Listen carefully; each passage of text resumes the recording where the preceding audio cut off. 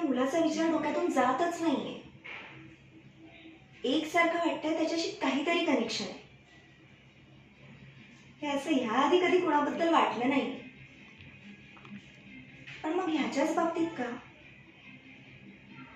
मी ह्याआधी कधी त्याला भेटलेही नाही, पण का कुणास ठाऊक त्याचा चेहरा ओळखीचा वाटतोय. अगदी आपल्या एखाद्या जवळच्या व्यक्तीचा वाटावा तसा, जुनी ओळख असल्यासारखा. हे निव्वळ आकर्षण आहे की नाही?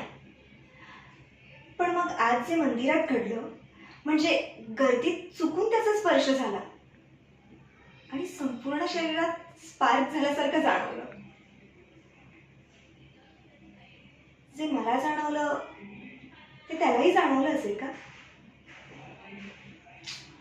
प्रश्न प्रश्न प्रश्न, नुसतेच प्रश्न आहेत माझ्या आयुष्यात. पण मग उत्तर कधी सापडणार? देवा महादेवा, आता ही गोडी तूच सोडव बाबा, आणि मला माझ्या उत्तरापर्यंत सुद्धा तूच पोहोचव.